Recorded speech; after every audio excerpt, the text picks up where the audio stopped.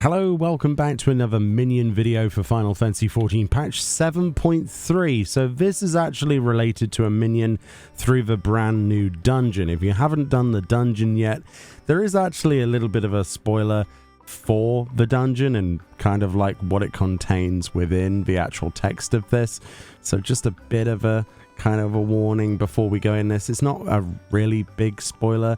If you've been doing the previous patches, you kind of know where things are going. Just wanted to give you a heads up though. I don't want to, accidentally blurt something out. There are far too many YouTube videos currently on YouTube for Final Fantasy XIV where people aren't even taking any considerations of other people. So I don't want to be that guy. And yeah, just forewarning for that. So the minion in question is the Micro Crow, and it says summon your Micro Crow minion, clever and loyal. What more could one ask for? This crow, found at a laboratory within the Meso terminal, which is the new dungeon in 7.3, was formerly an experimental subject. After researchers vanished from the facility, it managed to survive thanks to its cage's emergency power supply, an automatic feeding system. Possessed of great intelligence and a strong sense of duty, it has decided to follow its liberator. The hidden text says, "This would solve all of our problems in one fell swoop." A quote there of Benethair. I think that's how you pronounce that. I'm not sure who that NPC is. Maybe you do know. This then is the minion. This then is what the minion looks like. It is a giant crow. If I had a crow come towards me like this in real life, I would be terrified. They are terrifying birds. I am absolutely terrified of them with their big claws. Yeah, they're kind of annoying. They go "Rawr" all the time in the morning where I live. We get quite a lot of crows around here.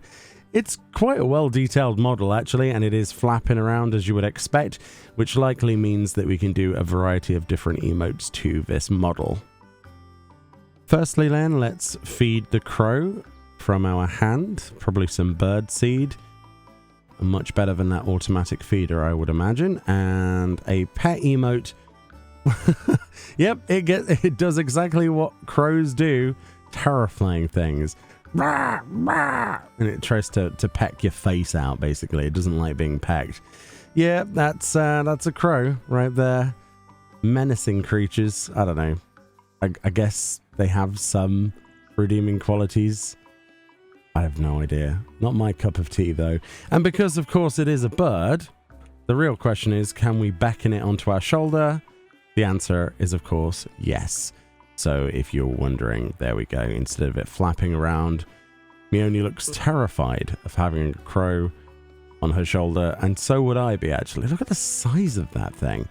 But yeah, it's time we went on our own adventures. Meoni and one crow. Definitely.